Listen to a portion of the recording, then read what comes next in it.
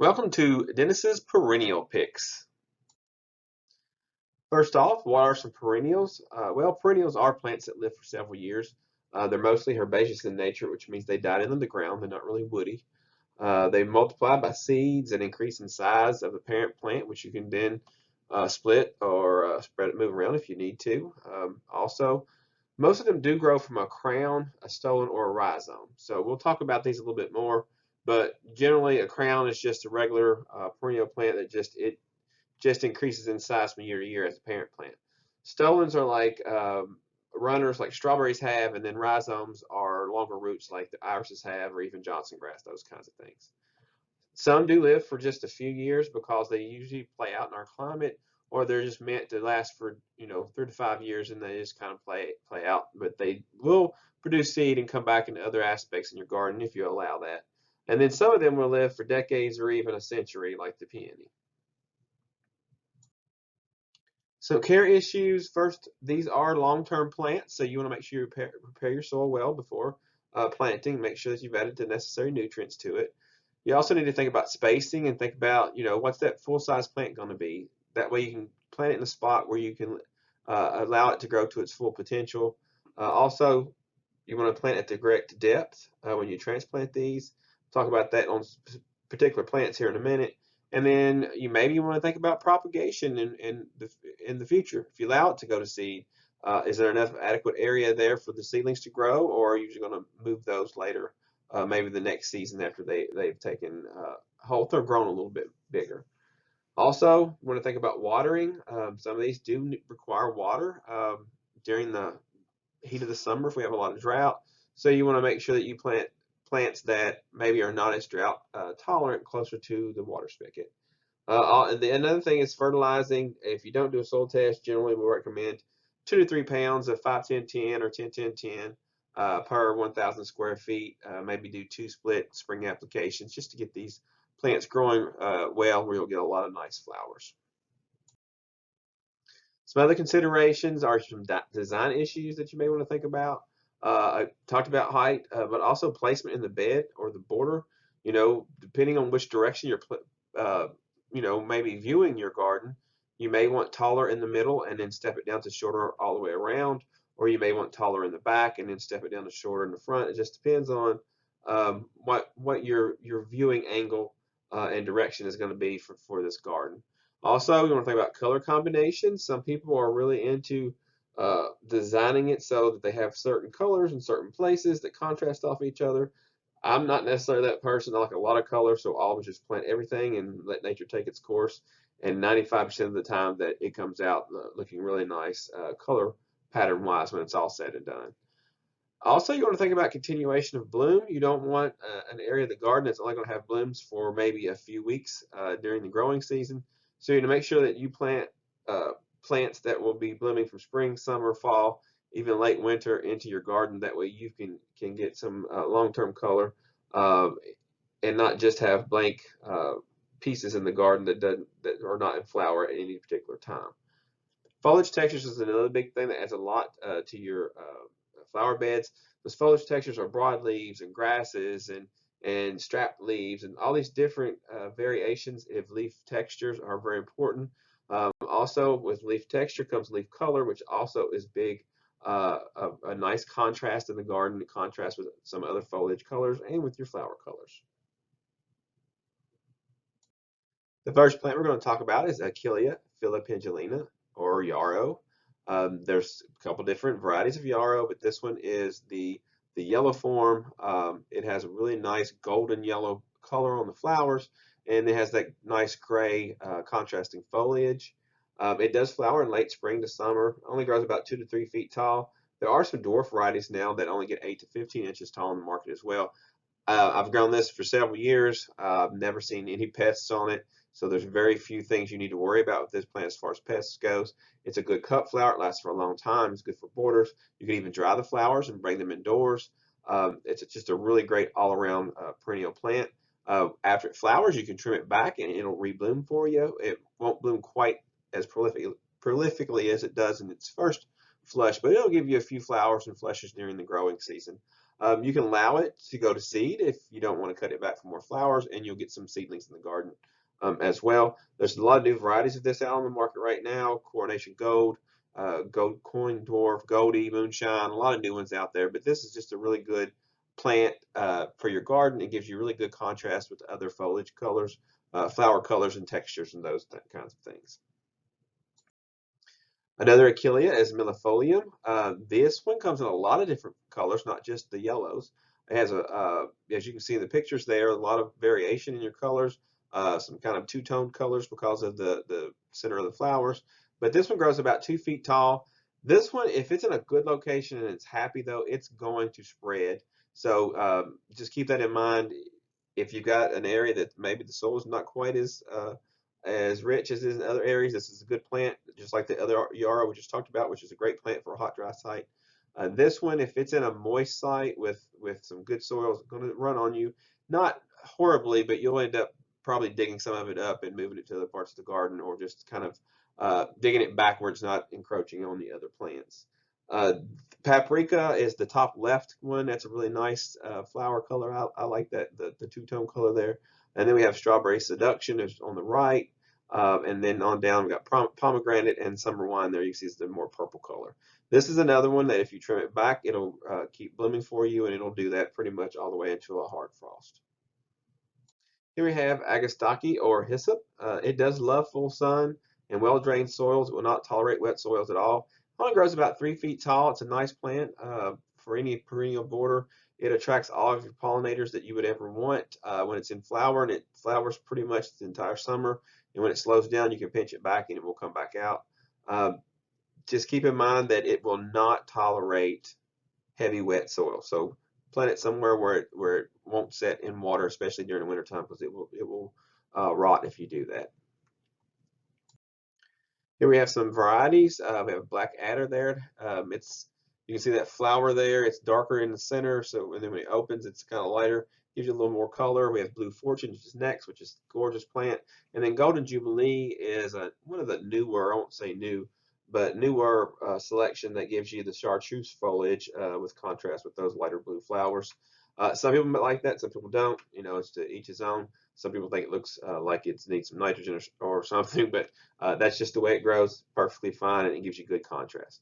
Now, the two at the bottom, I include those because they are varieties of Agastaki, but they don't persist as well as the bluer varieties do, and they're not quite as big a plant, and they do give you a different color, but they don't persist as well as the bluer varieties do.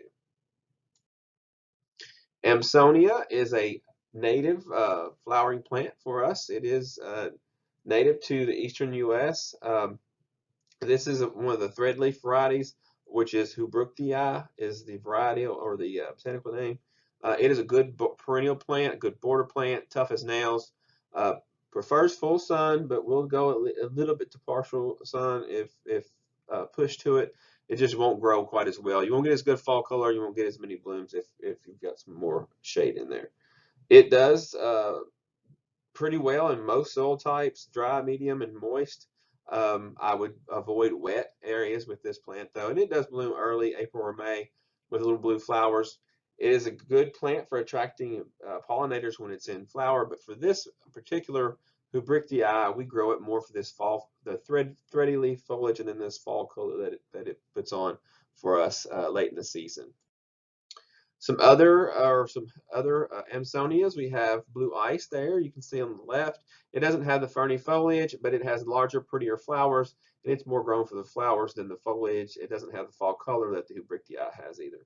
And then we have Georgia Pancake in the middle there. It's a small little dwarf plant, but it does have the ferny foliage, but the flowers are actually white. That one was a selection out of Georgia. It's a smaller plant than some of the others. And then we have Storm Cloud, which is a new one off to the right. It has a darker foliage, which really contrasts well with those blue flowers, which is really pretty when it's in flower. And it also doesn't have as good a fall foliage as the Hubruktii, which is at the bottom, and you can see it there in full flower. Asters, there's gobs of asters out there. I have a full PowerPoint somewhere. I'll probably post it next year or two, or in the future on here as a video. But there's so many of these on the market. They flower in blues, violets, whites, and some of them will bloom into the summer, and most of them are going to fall and even up to frost. They can grow anywhere from 1 to 6 feet tall, depending on what varieties you have. Those taller varieties will probably need to be pinched or at least staked in your garden, or they will flop. Our wild varieties you see on the sides of the road in the fall are always flopping, and they've got a lot of foliage problems because of powdery mildew. Is the major pest on those. It doesn't kill them, it just makes them look shabby by the end of the season. You can spray for that, or you can select for mildew resistant varieties. It is a good border plant. It's a good cut flower plant. These are very important to have in your garden because asters are one of the last things to bloom in the fall, and our pollinators really need that nectar and pollen for that final push to put some food in the hives before winter sets in. You can propagate these by divisions in the spring. So right now, if you've got some in your garden, it's a good time to go ahead and just split those plants in half and move them around the yard. Some varieties of asters is Blue Autumn at the top left, and we have Little Carlo, which is a really cute little aster that is really a prolific grower but doesn't get real large. Winston Churchill is probably the closest. I wouldn't say red; it's more of a dark hot pink, but anyway, that's probably the redder one you're going to get.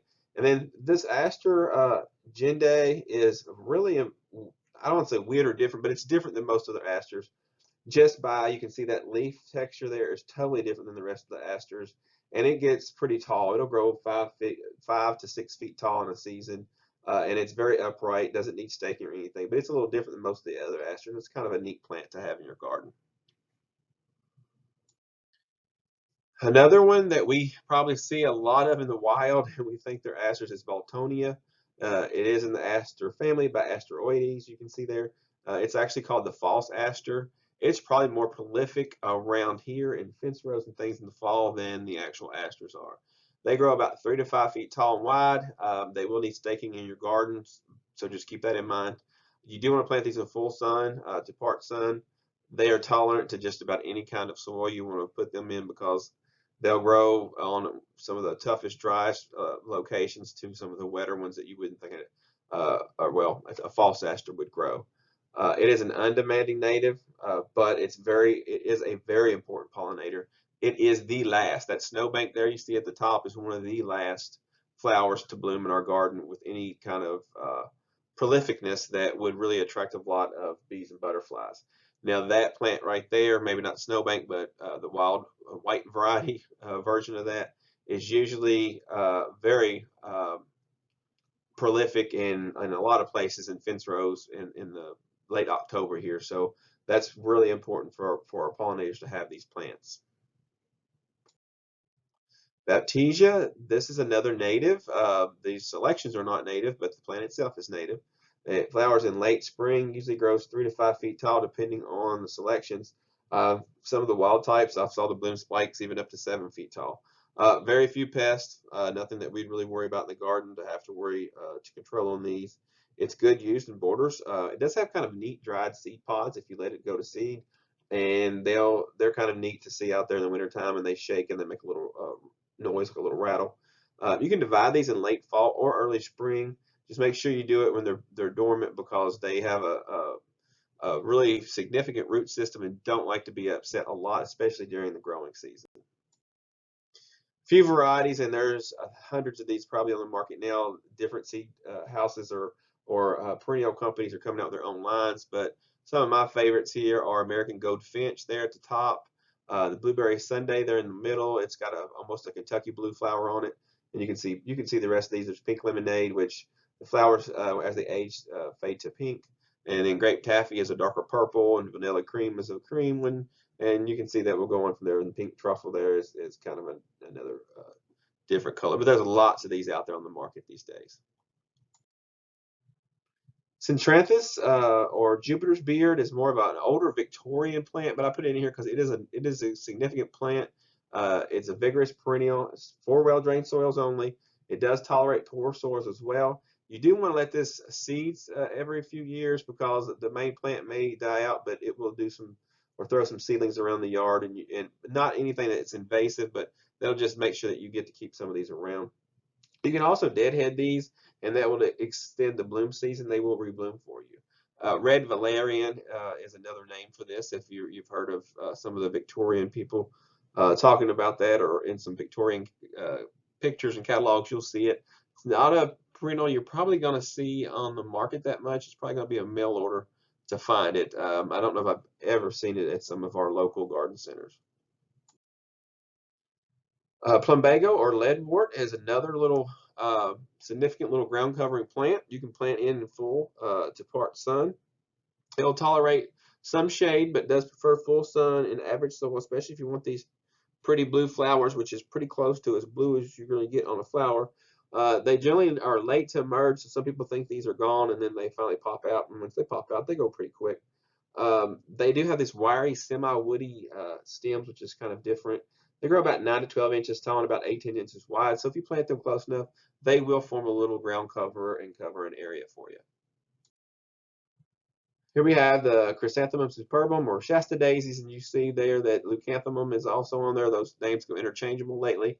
They have white flowers in early spring, and these selections of Shasta daisy are not like the one you'll see in the fields that have the little wiry stems and kind of seed themselves around a little bit. Interesting thing is Shasta daisies are not native, so all those ones you see out in the fields and stuff, they were brought in by settlers for gardens and things, and they've just escaped. They're nothing invasive or anything. They're not pushing other of our native plants out. So they're nice little additions to our native habitats, I guess. But these selections here have a lot thicker stem, thicker flowers, and are more clumping than those ones that you see out in the fields. These are a good border plant. They do last a long time as a cut flower.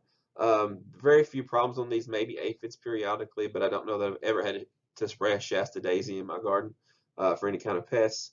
You can propagate by division in fall, or you can just let some of these seed and you can have some more plants in the garden. Here we have Echinopsis, and I know what you're thinking. It looks like a thistle. Well, Echinopsis isn't a thistle family. Don't be alarmed by it, though, because this one does not seed itself out. It's not going to go all over your pasture fields or lawns or anything like the native thistles have. But this one is a really neat plant because it throws out these really balls of flowers there. And you can see that even in the picture there where the bees are already on it. And they do love this plant, but it's a really good contrast in the garden, I think. It grows about 3 to 4 feet tall, about 2 feet wide. You do want to plant this in full sun. It'll grow great in poor to average soil. Just keep it out of wet soils and it'll be happy. And it does bloom from early to mid to late summer. So if you keep it cut back or deadheaded, it will keep reblooming for you. Not sure how this Echinopsis got in between my Shasta daisies on the PowerPoint here, but we'll go ahead and look at a few of the Shasta daisy varieties that are out there. We have Lacrosse there on the left, which is got a little compact habit. And if you look really closely, some of the petals or most of the petals are fused at the end and they flare out at the opening. And then we have Becky in the middle, which is a very, I don't want to say common, but it's one of the more popular Shasta daisies on the market. And then on the right there is Summer Ice, which is just a double form of the Shasta daisy. Coreopsis or tick seed. There's a lot of varieties of these out on the market these days. Most of them used to be yellow, but now they've added some color to them. There's new colors all the time of these. There's some foliage textures that's changed as well. You do need a deadhead most of these to keep them blooming. Some of these I do like to go ahead and let seed though, that way I can get some seedlings in the garden. And they are best divided regularly to maintain the vigor on some of these plants. But in the next slide, we'll talk about some of the actual varieties and how some of them are not quite as perennial as the older varieties are. Here's some of the better varieties that come back and are true perennials for us. We have Cosmic Eye there, which is really pretty with that kind of maroonish red with the yellow on the flower. We have Creme Brulee, which is a smaller variety, only gets about 8 to 12 inches tall. And then we have Full Moon, which is up to 18 inches tall. But any of these, if you deadhead these, they'll keep shooting flowers out for you. And if you want to, you can leave a few flowers and let a few seeds drop on there. It's not a bad thing to have a few of these seedlings in the garden, just as replacements, or even if you want to add them to a different bed or maybe give them to a friend. A few more varieties that we'll talk about here. We have Zethro Tall there. It's top left. If you let that one seed it, it'll stay in the garden. But if you deadhead it for 3 or 4 seasons, you'll lose it. But it's a good one that to just let it seed. It'll stick around for you if you do let it seed. And then we have red satin, which is the red. Route 66 is pink. Seeing a sunset, it's got that kind of a peach color there. Sweet Dreams is really pretty down there with the pink and the darker pink. Those, I will say, are very pretty, and there's lots of those on the market these days. But they've bred color into these, and when they bred color in, they kind of bred some of the persistence out of those. So you may want to go ahead and let some of those seed. They may not come back true to seed, but at least you'll have some of those colors in your garden, in a few years if the mother plant has passed away since then. Down at the bottom, we have Zagreb and Moonbeam. Those will stick around pretty well, probably 3 to 4 years for you. Moonbeam has been around for years. It was probably one of the more popular perennial plants 30 years ago, but it's still on the market and still pretty and still popular. We won't dwell on daylilies because it's another one of those plants I have an entire PowerPoint on, but they come in many colors, most colors, maybe not a true blue, but other than that, pretty much um, every color's out there. They can grow anywhere from 8 inches to 3 feet tall. Some of these, when they're in full bloom, the bloom spikes may be up to 6 or 7 feet tall. I'm thinking of autumn minaret as one of those that gets really tall. It's also really late blooming compared to the rest of the daylilies. The only major pests you might get on these are aphids, and those aphids probably need to be controlled eventually if you let them get out of hand. They can pretty much take a plant out over a couple seasons. Usually the aphids that get on these looks like there's little sawdust on the leaves and the plant just looks weak. So take a good look at those if you've got those, and then give me a call and we'll talk about some solutions for controlling those. Most of the solutions are going to be chemical, but if you wanted to do something beyond that, then we can talk about how to maybe control them that way. These are good in borders, good in mass plantings. They're one of those plants that are tough. They're going to stick around for you for years and years. You may need to divide them periodically just to help liven that clump back up. And that's not a bad thing because they propagate easily.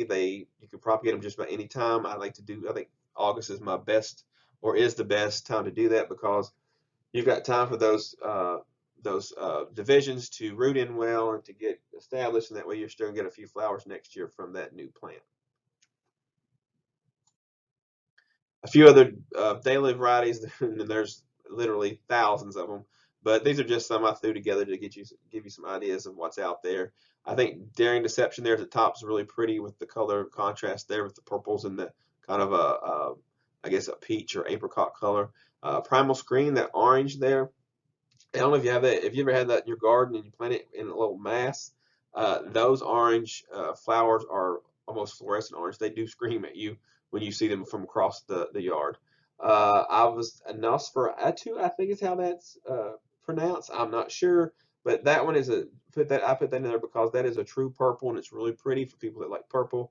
And then just throw some other things in there. I could have put all kinds of dailies in here with flower forms and all that, but I didn't because I don't have. That's more for an entire PowerPoint on dailies. But I did want to put in there the peony type, and there's a typo there. I apologize for that. But that flower does look like a peony there on that Salome peony display. Then in the middle there is handwriting on the wall, and you can see the watermarks and all those, and the blooms just fades in and out. It's really pretty. And then lastly, their little ruby spider. It's an old variety. You'll see it in a lot of places, but it's still pretty when it's in full bloom. So I wanted to go ahead and put that in there just to give it a little shout out because it's probably got parentage in a lot of these newer varieties that's out there right now. Here we have dianthus or pinks. There's a lot of species of these on the market as well. Many of them are evergreen. They do prefer full sun and well-drained soil. Usually wet soil will kill them the quickest, I should say. They are pretty easy to grow, and they can range in height from 4 inches to 3 feet. Some of these can spread quite rapidly into that 3 foot and can pretty much give you a ground cover effect. They do have attractive flowers that smell fantastic in the spring. Also, they have that spiky blue silvery foliage, which is really great, especially to contrast with other plants maybe that's taller behind it. You do want to cut them back after they flower. And you could let them seed if you don't mind a few seedlings, but it's probably going to be healthier for the plant overall once they're done flowering. Go ahead and trim them back unless you do want some seedlings. These do attract the butterflies and pollinators when they're in flower as well, like most flowers will, but some do more than others. Here's a few varieties that's out there, and I will say as we get more of this carnation look to them. We get less vigor and less hardiness. So just keep that in mind on some of these. But we have Agatha there at the top left is a really good plant. It'll stick around for you. Arctic Flame, Bass Pink, all three of those are going to be really good plants to stick around. When you start getting these doubles and these more odd shaped flowers and doubles and all that is whenever you lose some of your vigor, but I'm going to put them in there because they are starting to look more like a full-on carnation at this point. But as you can see, there's Greystone, which is probably more like Agatha is going to stick around for you, but it does have really cut flowers on it. And then we have Helen there as a double. It's a nice apricotish salmon color there, which is great. Then we have Horatio, and then we have Desmond, and there's so many more of these in the market now. But just keep in mind, the more you stay towards those, the pink and the shorter foliages and those kinds of things, usually you're going to get more years out of that plant, I should say. Another plant that we have, as they've bred more colors into them, they've kind of lost some of their, I don't say hardiness, but maybe just vigor and hardy, all that added together. But this is Echinacea or coneflower, which is also a native. They have varied flower colors, but the purple and the white are still seem to be the toughest and the hardiest, and the ones that were more likely to really stick around for you for years and years. They vary in height from 1 to 5 feet tall, depending on variety. Used to be all be tall, but now they've got a lot of shorter varieties out there. Major pest is probably powdery mildew, but on most of these it's never too bad. Some years it can be and may warrant some control, but most years it will not. If you want to divide the clumps, you want to do that in the spring. I like to also let them seed to get some seedlings, but also the little goldfinches in the wintertime will be all over these if you let them go ahead and make seed, because they'll eat the seeds out of the seed heads. If you want them to repeat flower, then you would deadhead them and you get repeat flowering. I like to deadhead some of them and leave some of them up, and that way you can still have your seeds for the finches, and you can still get some seedlings that way, and you can also still get more flowers later in the season if you'd like. Few coneflowers out there, and as I was mentioning, whenever they bred colors into them, they've bred some of the vigor and hardiness out. Cheyenne Spirit there is one of the first seed mixes out there that gave us the different colors mixed together. It's a decent plant. It's more of a short, maybe a foot tall. Never very vigorous though. I've grown them from seed. I've had them let them seed and let the seedlings come along, but it's not a big vigorous plant. But the thing about it is, if you let it seed, you do get those colors back. They don't all revert back to the pinks and the white. We have Firebird there, it's almost a red, and we have a double decker. Just put that in there because it does have the little petals at the top of the cone. We have Palida, I think is how we say that. That one is a native, and you can see how those petals on it is really long and fold down over the plant there. Those, if you let them seed and make a good clump, they'll be with you for a while. We have Leilani down there. It's a nice kind of a yellowish orange. And then Paradoxa, which is also a native there, which you would think looks more like a black-eyed Susan, but it is actually a coneflower. Let that one seed. It'll stick around for you as well. And then the other two there I put in just because I want to show you some variations of what might be out there. We have Secret Pride there, which is almost a double. I guess you'd still call it a double with the little petals all over the cone part. And then we have Pink Poodle there, which to me looks like a zinnia. And I was telling people in the class, the face-to-face version of this class, if I'm going to go to the trouble to have something that looks like a zinnia, I'm probably just going to plant zinnia because they're so much easier to worry about and to deal with. You can plant the seeds and you know, they pop right out of the ground. And I know they're an annual, but to get that same look, it's very easy to do without having to worry about a perennial that costs 20 bucks and might not make it for a season. Geranium, this is the hardy geranium, not the geranium that you're thinking about, which is just a common name in the greenhouse industry. This is the actual true geranium. The other one, the one that is a bedding plant, is actually a pelargonium. Anyway, this one flowers in white, violet, red, and usually in late spring. It used to be late spring, early summer. Now it's more late spring because our seasons have kind of sped up a little bit. Has very few pests. It's a very good plant for a border or edge plant. If you want lots of, the blooms last longer, protect it from afternoon sun though. So it doesn't mean it doesn't want full sun, it just doesn't want that hot afternoon sun. So we want the 6 hours of morning sun or up until about 1 o'clock, I guess. It is deer resistant. It can be a ground cover, so that's also good. And the butterflies do love this whenever the plant is in full flower. There's a lot of varieties of these hardy geraniums on the market as well. They've done a lot of breeding on these, but I just want to put these in here for the flower colors and to show you what, there's a lot of different colors out there now.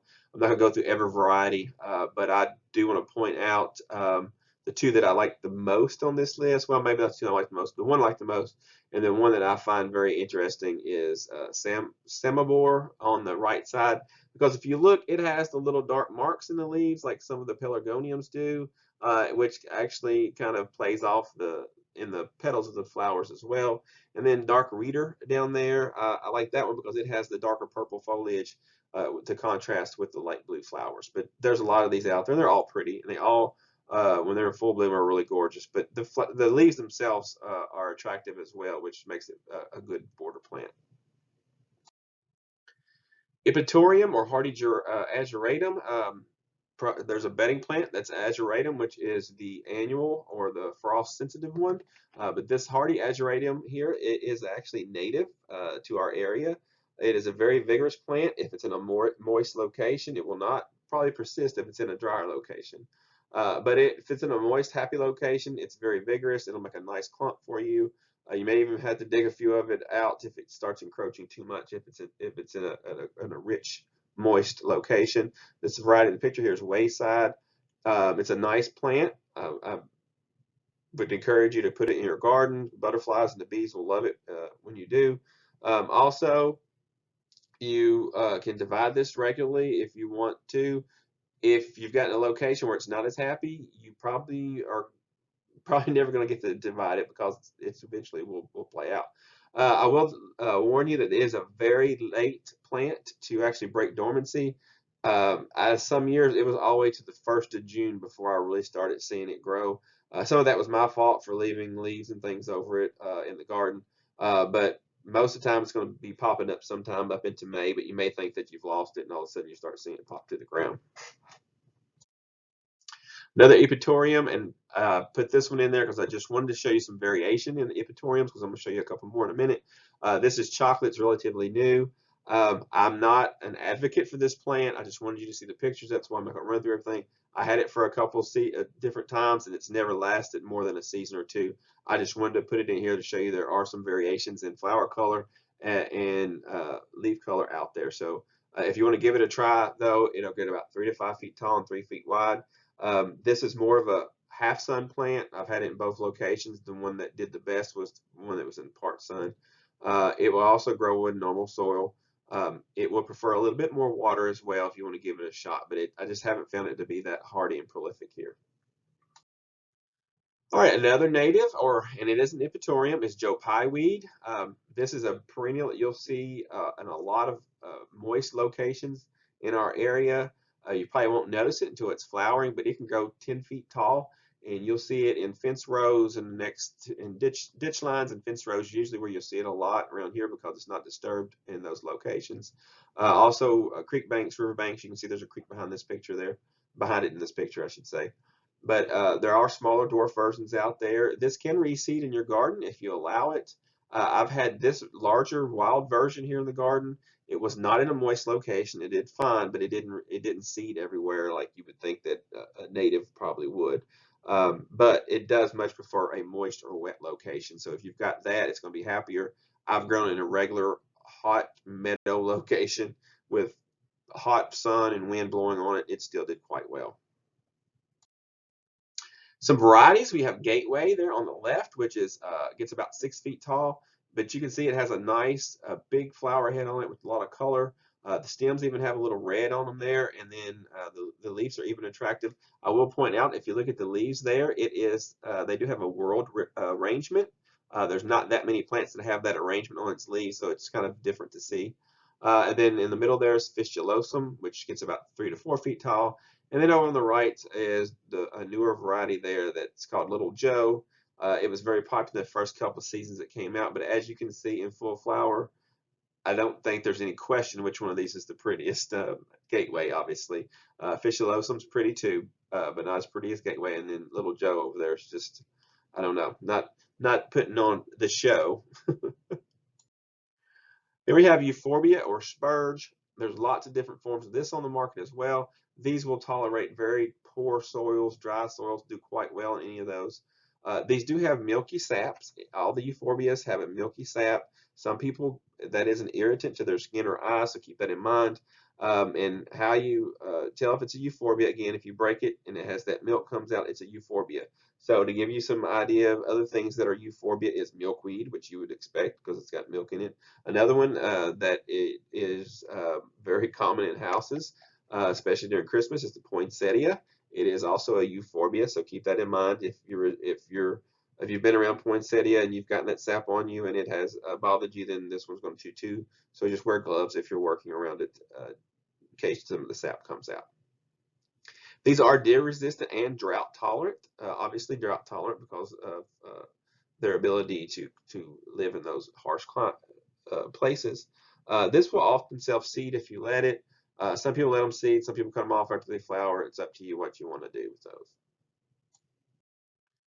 Here are some euphorbia varieties. There's quite a bit of those on the market as well these days.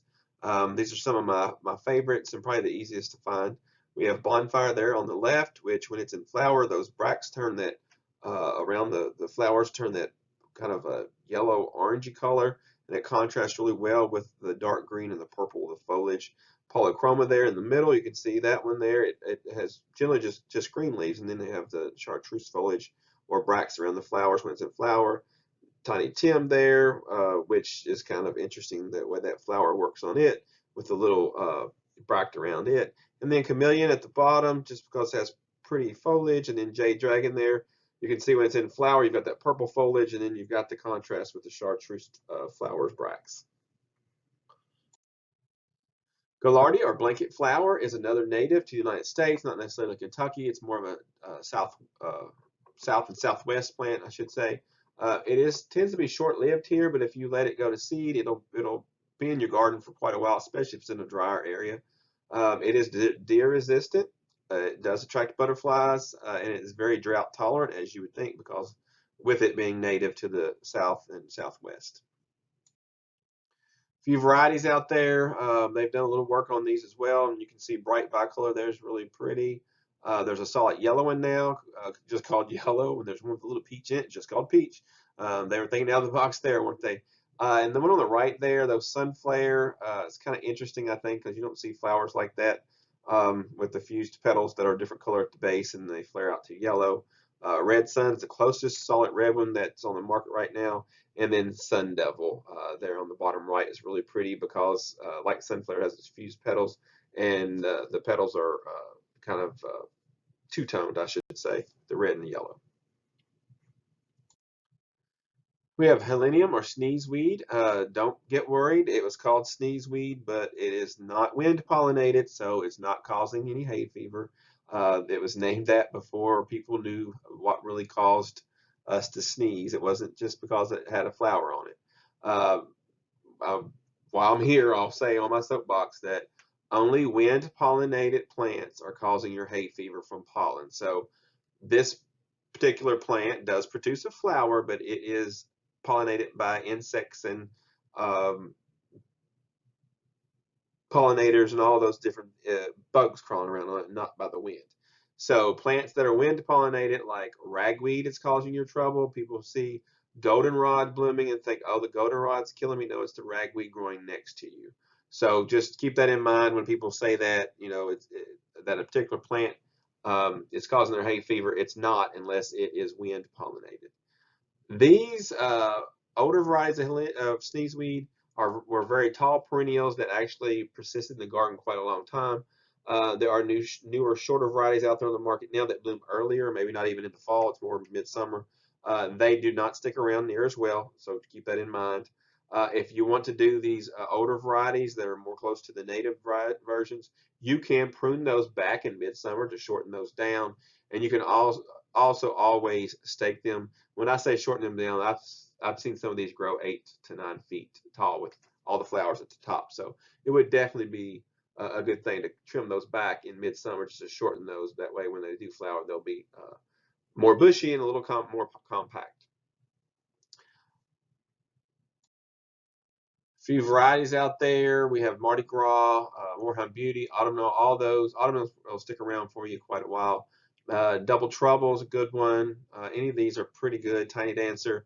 But just keep in mind these are cultivars and they're not going to persist as much as the older straight sneezeweed would. Also, do let some of these go to flower, don't always, or go to seed. Don't always deadhead them. That way, you've hedged your bet there. If your mother plant dies, you got a chance for some seedlings to pop up. And some people may not want them to pop up, but the older, wilder types will give you quite a few babies if you want some new plants. Here we have Heliopsis, which is one of my favorite perennials because it will bloom pretty much the entire summer. It is in the sunflower family. Yellow flowers usually will persist. You can trim it back and it'll keep shooting flowers out for you. It gets about 3 to 4 feet tall, hardly any pest on it. It's good for a border or a cut flower. I do like to from the seed periodically because I can get a few little seedlings out there. Because the parent plant may not last more than 3 or 4 seasons, but you let it seed, you'll get, you'll have plants from here on out. You can propagate it by seed or division. I don't know why a touch plant is on there. I guess it's a typo. Some varieties of the Heliopsis. We have Summer Nights there. I put that one in there because I wanted to talk about it, not necessarily because it's good or anything that I think you should plant, but because it's not. It's just not going to be prolific. It's not going to stick around for you. They had a good intention on it whenever they bred it because of the darker foliage and the contrast, but it just never took hold for 2 tries for me. So if you've got it, it does great, good for you, but it did not like the hot meadow type of environment that I was giving it. And then we have Summer Sun. There's a double. That's a good one. Lemon Queen's also good. All these are good plants. I will point out that Lorraine and Sunburst there are the variegated versions of those. They're pretty good plants and they will persist for several seasons. I will point out though that they're variegated, so they're going to have a tendency to go back green. When you see a shoot that comes off of that's turned green, go ahead and prune that out because eventually, if you don't, your entire plant will turn green because it will outgrow the variegated and pretty much just push it off the plant, or so to speak. They'll take it over completely. So those variegated plants tend to do that. The way you fight that is whenever something turns green, just trim it out. Now we're on to hibiscus or hardy hibiscus. This is one of my favorite of all the perennials that I have in my yard, only because of the show they put on in midsummer. There is a downfall. We'll talk about that, but they come in white, red, pink, bicolors, whatever. A lot of new things out there. Foliage colors, foliage shapes, those kinds of things are great. They've bred some of these to be shorter, and we have the older, taller varieties, but they can be anywhere from 3 to 8 feet tall. If you're growing the taller ones, you do want to have something to stake them because they will lay over once those big flowers get on there and we have a rainstorm and if the seed pods are allowed to form. The major pests are Japanese beetles and caterpillars, and with caterpillars I should say sawfly, which are not true caterpillars, but they have the hibiscus sawfly. Usually once they find these, they can defoliate the plant pretty quickly, so you're going to have to use some kind of chemical control on those. Even if it's maybe an insecticidal soap you can try. I'm going to do probably some 7 or something like that to get rid of them, or malathion. They're not hard to get under control, but if left unchecked, they can defoliate the plant. It is a good border plant. It's a very good hardy, drought-tolerant plant once it's established. You can propagate them by divisions or by seed. If you've got the old varieties that are even the wild varieties, if you let them seed, they will become weeds. All these newer varieties don't really produce viable seed very often, or if ever, so you don't have to worry about those seeds forming. Once all the flowers are finished flowering, though, I would just go ahead and cut those seed heads off and just let that plant continue to put food into the rest of the root system, like a larger plant for the next year. Also, they do prefer moisture, but again, like I said, they do tolerate drought once they're established. The wilder types really will take over in a wet situation because that's where they really usually grow natively. As far as the varieties, there's all kinds of these out there. This is another plant group that I have an entire PowerPoint on. by itself. But these are just some of the new varieties, or some, well, not new, or even some of them are older, but just they're all pretty, and I like the flowers of them. That's why they have that. I like a lot of pictures of them on here. They give a really a nice tropical flair to your summer perennial bed as well. There's Fantasia. There's the pink Fireball. There's the red one up there. It's called Fireball. It does have a little darker foliage, and Copper King. That one has the darker purple foliage, which contrasts really nice with that white flower. There's Lord Baltimore, which is kind of an older variety. Fantasia. Some of these are older, but they're still the newer hybrid varieties, I should say. Lord Baltimore, there's the red one. It's an older variety and has a split leaf foliage. It's one of those, if it's happy, it can grow 7 or 8 feet tall. So you definitely want to have something to hold it up if it gets to that size. And then several years ago, this Plum Crazy came out because it was more of a new color in there. So I stuck that in there. We have a lot of other varieties out there. There's Sweet Caroline there. You can see some nice pink overlapping petals on it. Moschutos is the wilder type. That one will seed go all over your garden if you allow it to, so don't do that. One thing I will point out, the new hybrids, and I say new hybrids, even the older hybrids like Lord Baltimore, their flowers will stay open all day, even in a hot sun. The wilder types like that Moschutos there, those flowers are only open in the morning and they close by noon. So that's why they were pretty when they were open, but once they close, you've got the whole rest of the day. So if you work during the day, you really never get to see it open. So these new varieties that are out there, all of them stay open all day, which makes them really nice perennial plants. There's Blue River too. There's a solid white, even the eyes white. Heartthrob there's almost a really dark purple or burgundy color. Cherry Cheesecake is one of my favorites. You can see that one there, along with Summer Storm. Summer Storm, I probably like a little more. It's a little more prolific plant, but you can see you've got that. You got the red eye in the petal or in the flower, and you've got the pink, and then you've got that dark foliage, really dark foliage that contrasts quite well. Midnight Marvel has that really dark foliage as well, and it gives you that bright red flower that contrasts great off of it. And then over here on the left, there we have Robert Fleming. I put that one in there because if you go online to Fleming's hibiscus, that company has done a lot of work on hibiscus on a hardy hibiscus for years. They've got a lot of great varieties on their website as well. Here's hosta. It's another one of those one of those plants that, it is in a league of its own. I have a whole PowerPoint on hosta. They have white and lavender flowers in spring and summer. They're grown for their foliage more than their flowers. Some people don't like the flowers. I love the flowers. I always let it flower. The hummingbirds like them, and I just think they're just another addition to the garden. This is a shade plant, so if you've got a shady area that you need some pop of foliage or maybe a pop of color, this is a good plant for that. They usually can grow from anywhere from 8 to 36 inches tall, depending on varieties. And you can see this Empress Woo here gets quite large. You can see that adult man there next to it, so you can see how big that plant can actually get. The major pest of these, there is some leaf spots that can hit them late in the season, and then in the spring it's going to be slugs, which is easy to control with slug bait or the can buried with beer in it, whichever way you want to approach it. But the slug bait is going to be the quickest, the most effective way to take care of that problem. These are good as border plants, and even people use them for cuttings, either the leaves and the flowers, and they last for a while. It's up to you what you want to do with these. And you can propagate these by division, simply by in early spring digging off half the clump and moving it or a quarter of it, however you want to do it, moving it. Over time, they're probably going to need some division because usually they'll grow out and you'll end up with a dead center with a ring of plant around that.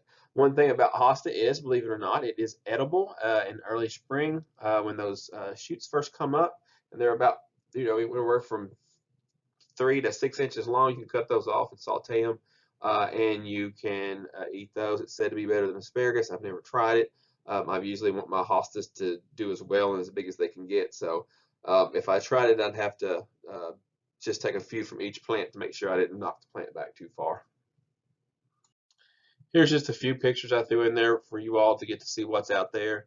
The two that stand out to me on this that are a lot different than a lot of the other ones that's been on the market. I mean, several of them have variations in the swirls in their leaves and the colors and all that, but the two that stick out here, actually it's maybe three.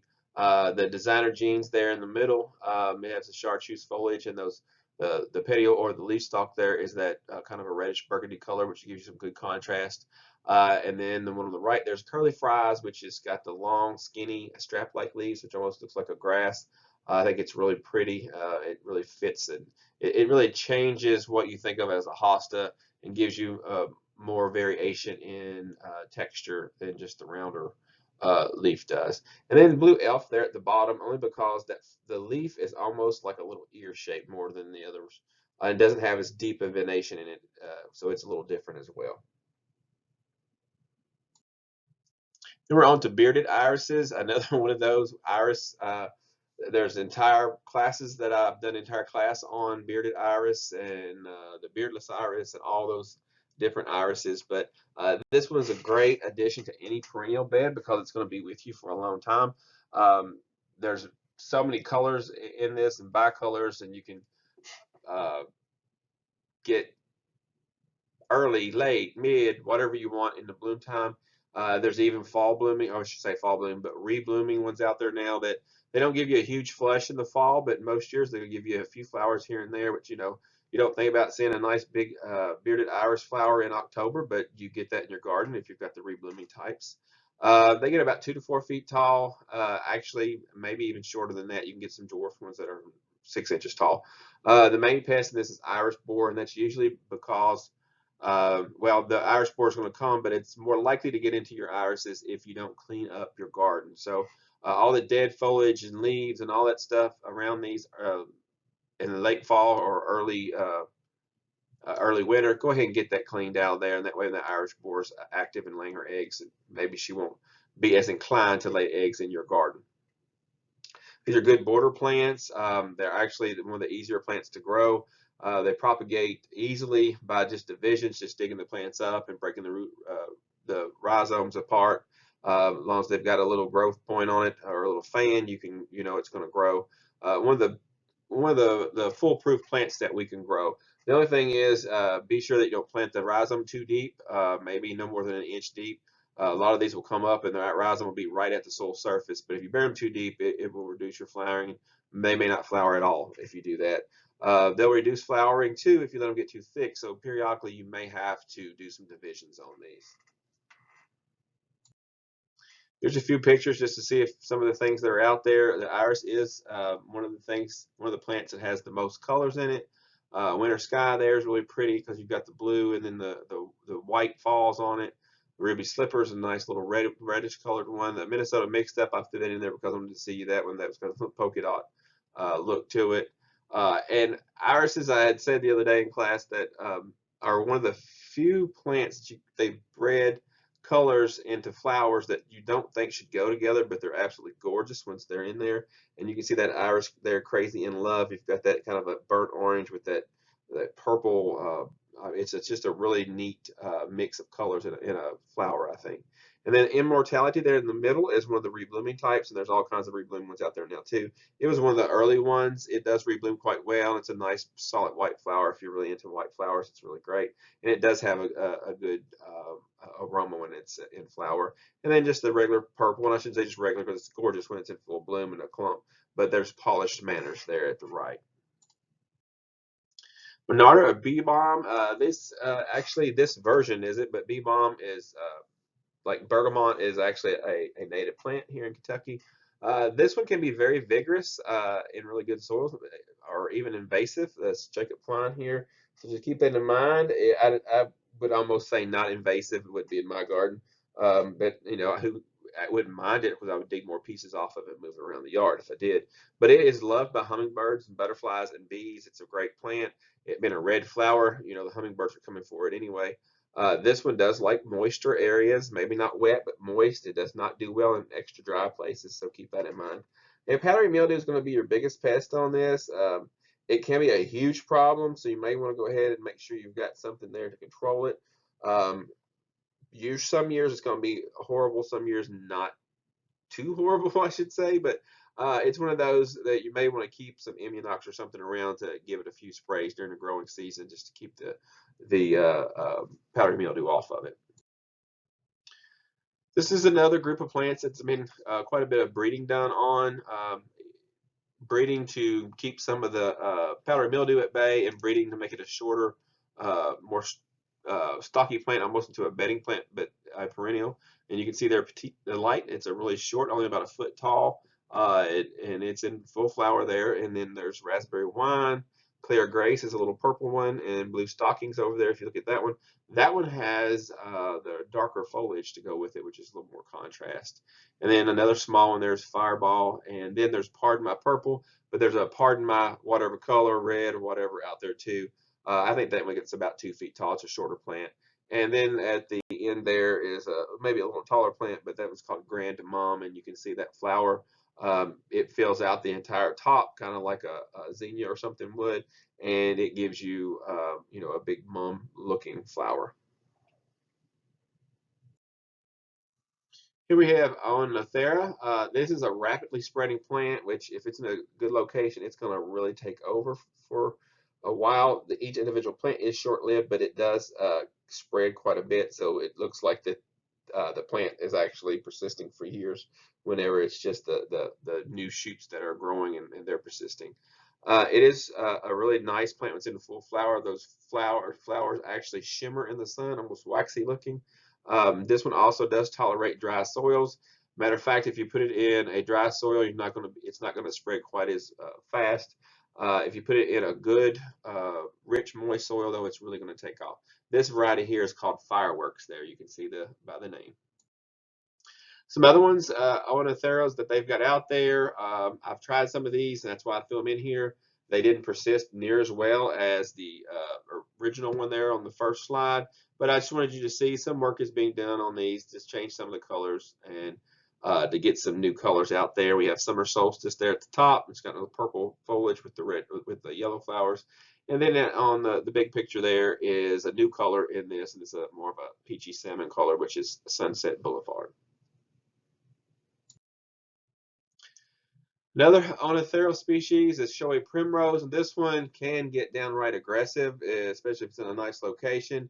It's not a plant that's really going to take over a bigger plant, but anything that's on its par or shorter is going to get overtaken. If it's in a moist area, it's going to really go too, so keep that in mind. It does have large pink flowers over a long period in spring and summer. It blooms for a really long time. It's kind of, I mean, it's a really pretty little plant.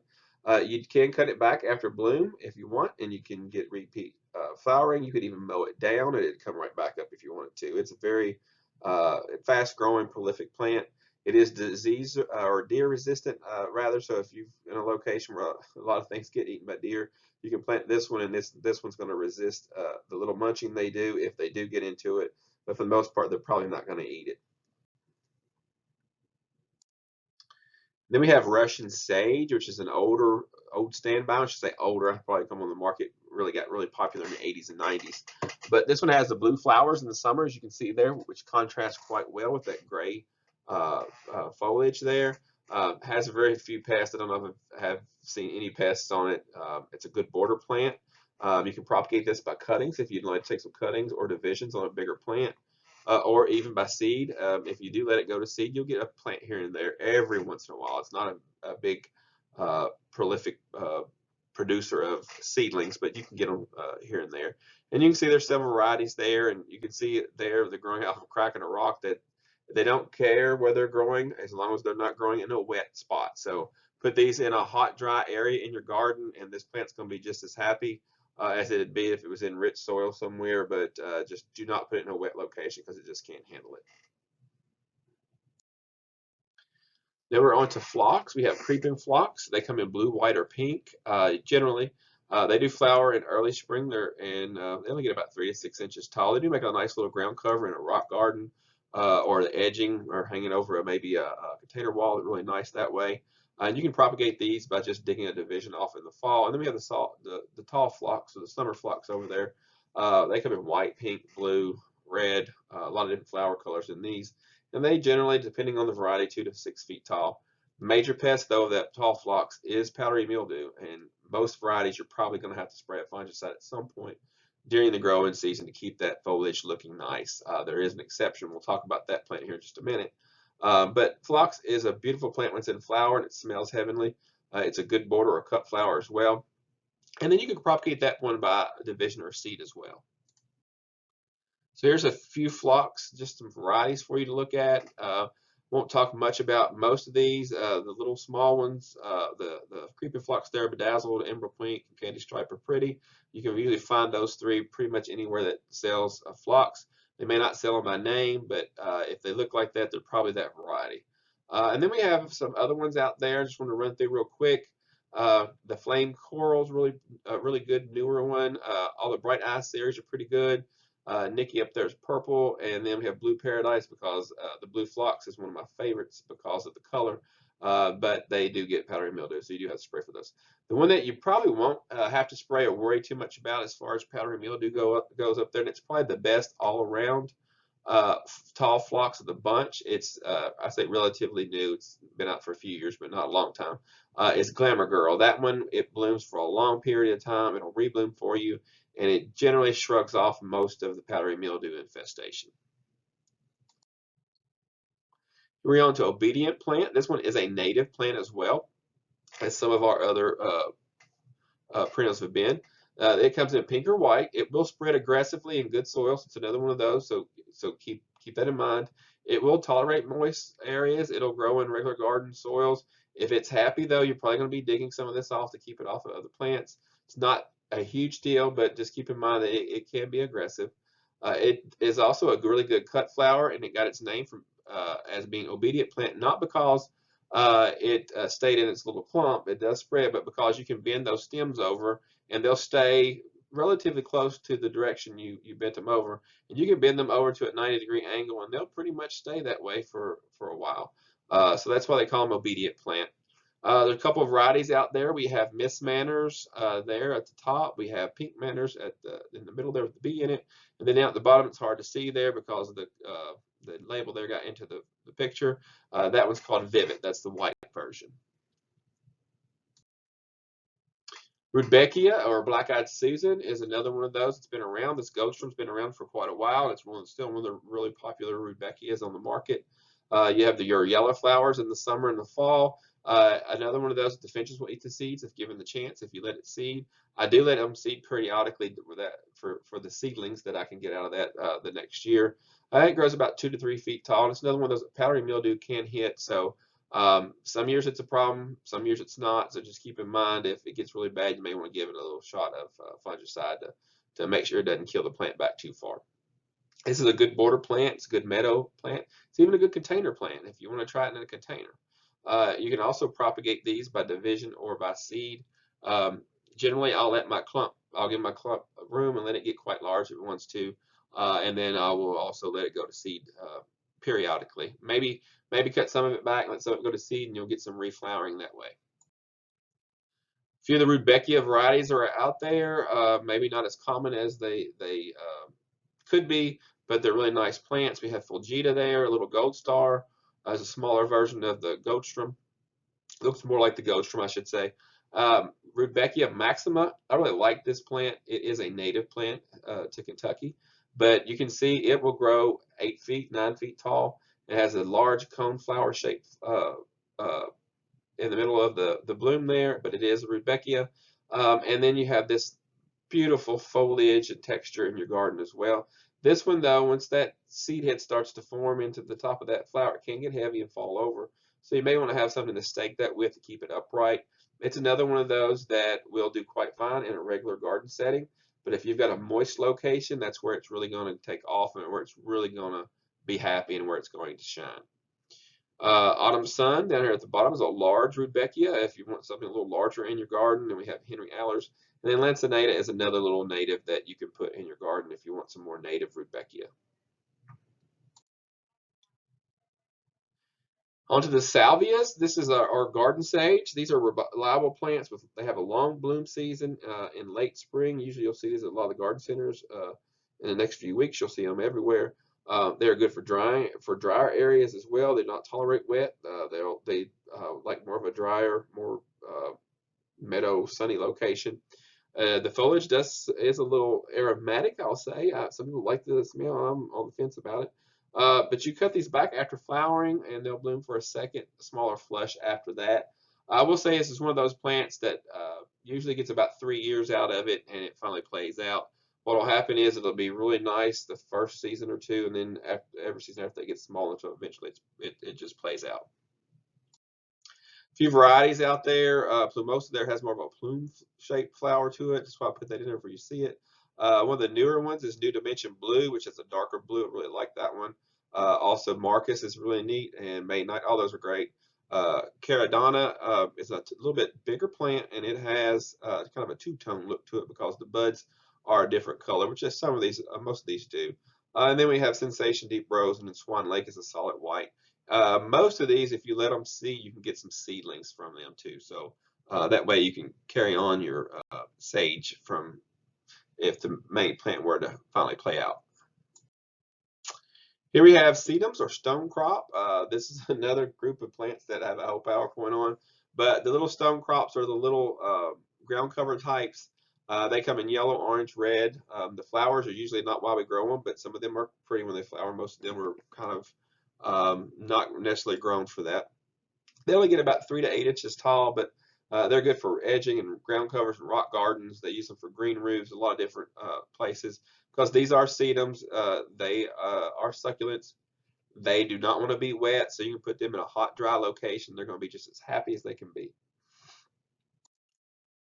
The other showy sedum or garden sedum that we've grown to love has been a lot of work done on these as well to get new colors and varieties out there. This is Autumn Joy.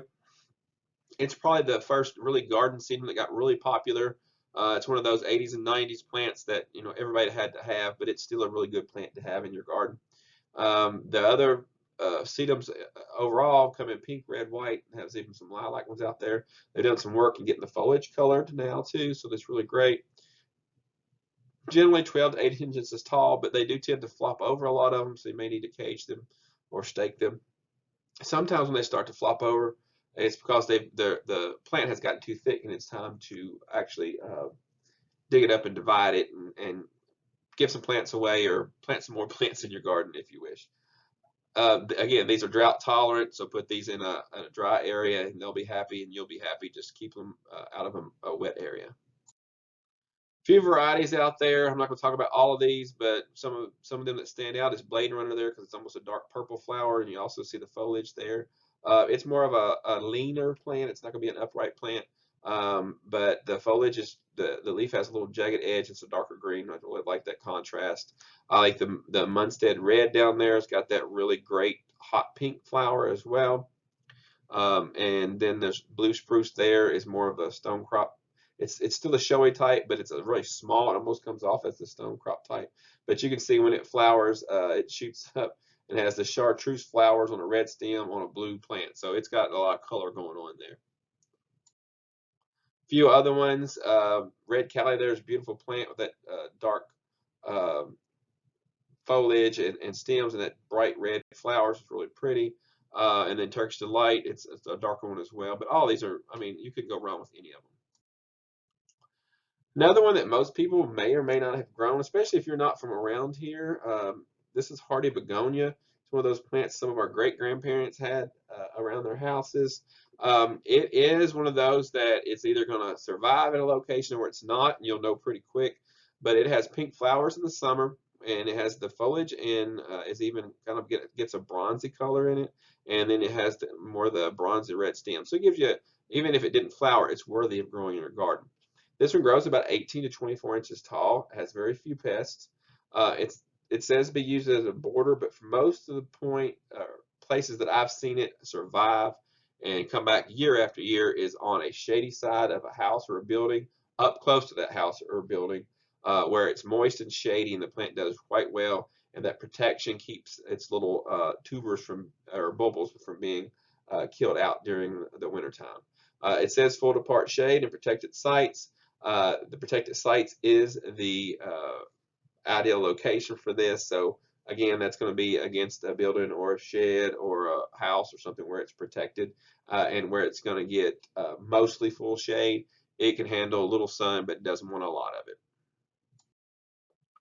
Here we have the hellebores or the Lenten rose. This is a shade plant too. They come in white or purple flowers, and more than that, we'll see in a minute. Blooms in very early spring and even late winter. this past, or most years, it's late winter and early spring when it's in flower. And the flowers hang on even after they're past, and they even turn green, and it still looks lovely on the plant. It gets about 12 to 15 inches tall. Very few pests on these. This is a good border plant, a good all-around woodland plant. Wherever you want to put it, as long as it's shady, it'll be happy, and you'll be happy with it too. The leaves almost feel like plastic. This is a tough as nails plant. The deer won't bother it. The only thing that can bother it is if you disturb it too much, or if you give it sun, because it does not want to be in the sun. It wants to be in the shade. And you can also propagate these by divisions once the plants get big, or you can let it seed and then propagate it by seed.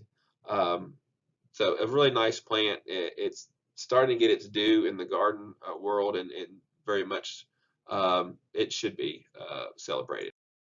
Here is some hellebores, just some flowers I wanted you to see because they've done some work on getting more colors and different types of them out there. Amber gem there on the left, rose queen there with the white and the pink edges on the flowers, really pretty. And black onyx down there is almost black when it first opens. It's really neat.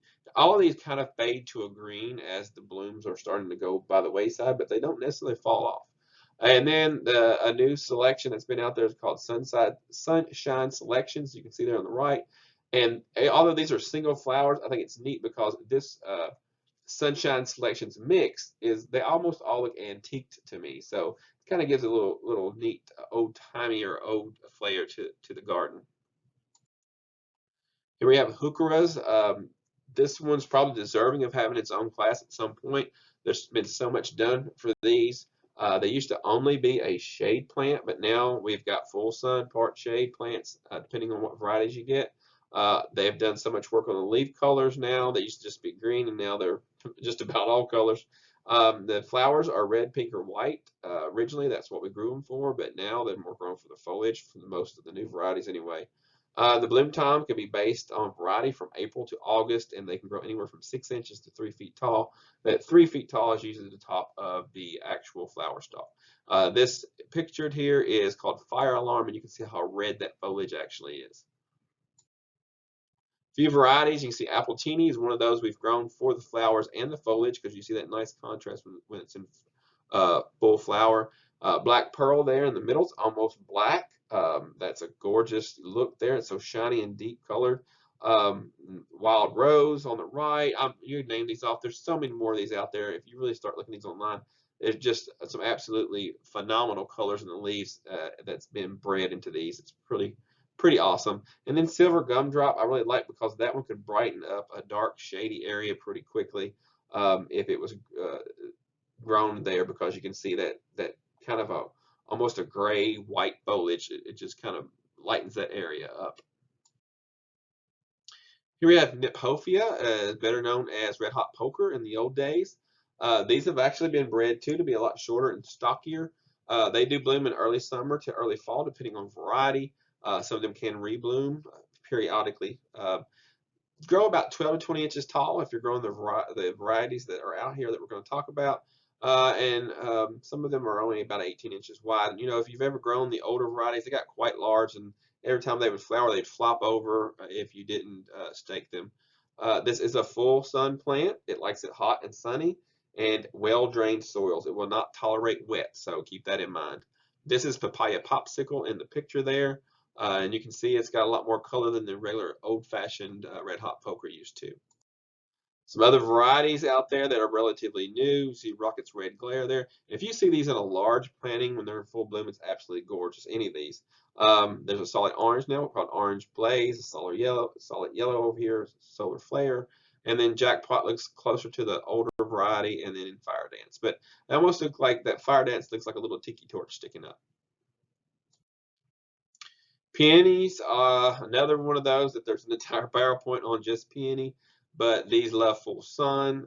They'll grow anywhere from 10 inches tall to 3 feet tall, depending on the variety.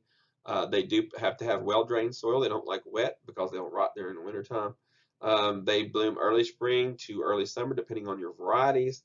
They are a long-lived perennial. This is the perennial that we will plant that probably will outlive us if it's left undisturbed. If you've got it in a spot where there's places where these are 100 years old and they're still going strong. So Just, give it its due, give it its room, give it its location, and then don't disturb it. This is lemon chiffon in the picture here. It is one of the few yellowish actual herbaceous that's not mixed with the tree peony on the market. It's very sought after and quite expensive if you'd like to buy one. They're at least $100, maybe 300, depending on if you can even get your hands on it. Some other varieties out there. We have Bartzella there at the left. That's a very sought after variety too. The price of it is coming down some, but it is a yellow peony. It is actually an intersectional peony, which came about from them crossing a herbaceous perennial with a tree peony, and they got viable seeds, and then they planted that. So now that's how we got different colors into these different peonies. So you're getting color from both sides, so you can get some new colors in the herbaceous world. But this is technically intersectional peony. It's not a herbaceous or a tree peony. We have Sarah Bernhardt there in the middle is a pink peony, which is an old variety, which a lot of you probably still have, or your grandparents did. But you can see how they kind of start to flop in a rain. They really go over. The reason for those old varieties being like that, where they were bred for long stems, because they were originally grown for the cut flower industry in Europe. So they were bred for long stems. So that's why they tend to flop. To get around that, you need to go ahead and stake them, put a little cage over them, they'll grow up through it, and that way if it rains, they'll hold up. On the right there is Festiva Maxima. That's one of my favorite of all time. Herbaceous peonies. It's an old variety that will flop. You need to stake it, but I just love that flower with that red mixed with that white. It makes it almost like a strawberry sundae or something. Coral Sunset's one of the newer first coral peonies on the market, and that flower is quite huge, and you can see it opens all the way up to show the center of the flower. Red Charms, an old variety, variety of red, which is still a really great variety for us. And then we have Cora Louise down here on the right. Cora Louise is also one of those intersectional peonies. And last but not least, we have Vernonia, and Vernonia is actually an ironweed, as we would call it in the pasture fields and in the wild here, but it's not like the ironweed that we know of. This is a short little behaved ironweed, or Vernonia, that was actually selected from the wild, I think in Arkansas. But it has a little cut split leaf foliage, as you can see there in the picture, which is pretty on its own. But it'll also have the purple flowers like the ironweed does. But it only gets about 4 feet tall and wide. It's a slow grower. It takes a while for it to make a large clump. It does have to have full sun, and just average soil is fine. Just don't put it in wet soil. I didn't like that. It is a tough plant, though. It'll take droughts and whatever nature's going to throw at it and be just fine. The one thing I will tell you about this, I had it for maybe 4 years before I moved away from it. I let it seed, never got a seedling off of it. So you don't have to worry about this plant really going to take off and take over your garden and fields like you'd think an ironweed might. If you've ever tried to keep an actual ironweed from Kentucky, the native, in a garden, that's not easy to do either. They seem to love pasture fields more than they do the garden setting. But anyway, the variety of this one is called Southern Cross. For those that actually attended the class in person or registered ahead of time, they all did get some plants. They got one each of what you see here, which is Penstemon Midnight Masquerade, Baptisia Lemon Meringue, Coneflower Lakota Fire, Russian Sage called Advice, or Sage Advice, and then the Shasta Daisy Cream Puff, the Catmint. Catmint is one of those I know. I don't think I put it in the original PowerPoint, but it should have been. Catmint doesn't get enough praise. It blooms and blooms and blooms, and the butterflies and bees love it. But that one is called Persian Blue. That one you can let it seed and get a few seedlings off of as well. Daylily Inkheart, Yarrow Sassy Summer Silver, Geranium Perfect Storm, and Allium Millennium down there at the bottom right. If anyone has any questions, they can give me a call at the Washington County Extension Office at 859-336-7741. Happy gardening!